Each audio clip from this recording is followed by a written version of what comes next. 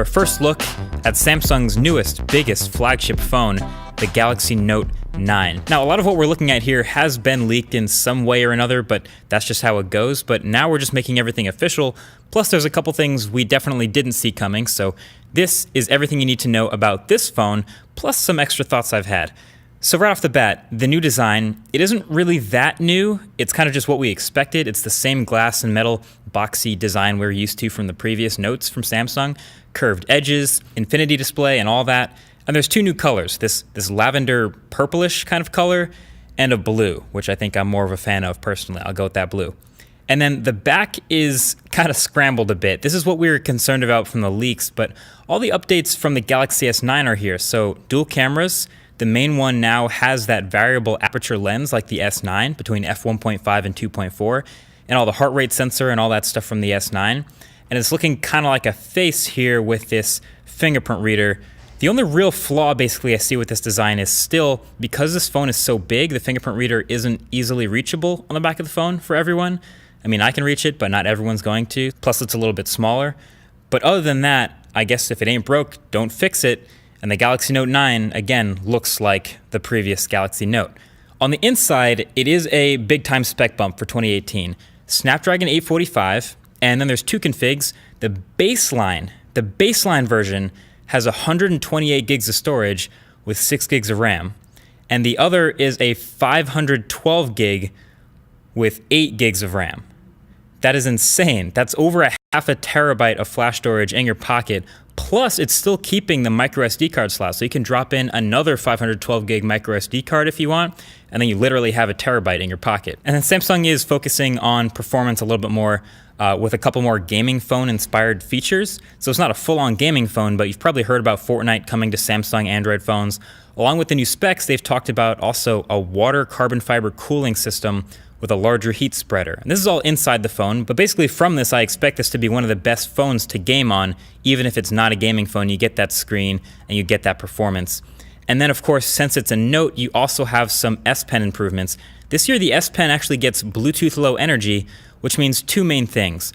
One, you can now use it as a remote control. So the button on the side of this stylus can be mapped to do a bunch of different things based on what app you're in. So a long press can do one thing, a single press can do another thing, a double press something else. I like that it's customizable and that it's remappable. So there's different things for Spotify or the gallery or wherever you are.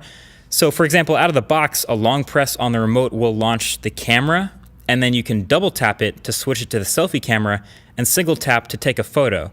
So that's pretty good. I mean, I can imagine people coming up with interesting macros and certain apps to take the most advantage of this, or to just take the coolest, most discreet photo of themselves while they hide the S Pen in their hand. But then, yeah, the other thing is, number two, since it's Bluetooth Low Energy, that means you have to keep it charged. That does take battery power.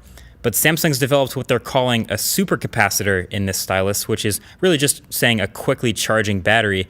It charges by plugging into the phone where it stores, and you can add 30 minutes of charge in 40 seconds of being plugged in. So that's pretty dope. And also worth noting, this phone isn't much thicker at all than it used to be, but it's now packing a 4,000 milliamp hour battery. Assuming it doesn't explode, that's huge. A huge screen like this needs a huge battery, so I'm happy to see Samsung confidently pushing that envelope again. And then there's a new AI-powered scene optimizer in the camera that now recognizes the scene it's taking a photo of and, you know, maybe boosts certain colors or contrast wherever based on what it thinks you'll want. But pretty sure I'm going to turn that off just like I do on every other phone I've tried it on this year. A couple other new modems for faster LTE on some markets, and that's really it. The funny thing is, I've seen a lot of people, especially during the leaks, saying this is like a boring incremental upgrade, that it's lame, it's kind of ugly, that, you know, they're probably going to skip this phone, that it's basically the same as last year. And I think if you said that, you'd be severely underrating this phone. I mean, you might be kind of right. It is similar, especially in the overall design, to last year. But last year was a really good phone, one of the best overall you could get. And then to get a real meaningful upgrade from that a year later is kind of amazing. I mean, okay, on paper, listen to this. Just listen to the spec sheet and tell me it doesn't sound like an incredible phone, like something you might have thought of like a dream phone a couple of years ago. Ready? 6.4-inch Quad HD Super AMOLED display, super bright, super vibrant, honestly probably the best screen in any phone. Snapdragon 845, half a terabyte of internal memory, 8 gigabytes of RAM, and a micro SD card slot in case you want more storage, IP68 water resistance, fast wireless charging, fast wired charging with USB Type-C, a headphone jack, 4,000 milliamp hour battery alongside a stylus in the phone, iris scanner, fingerprint scanner, heart rate sensor, dual cameras, both of them optically image stabilized and one of them with variable dual aperture, and the whole camera module doesn't protrude, and then the whole thing being wrapped between thin bezels, no notch, metal rails, clicky buttons, and a solid build. That is a damn good phone. From the first impression, I'm pumped to use it and give it my shot in the pocket when it comes out.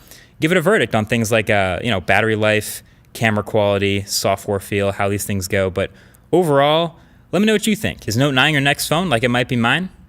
Let me know. Thanks for watching. Talk to you guys in the next one. Peace.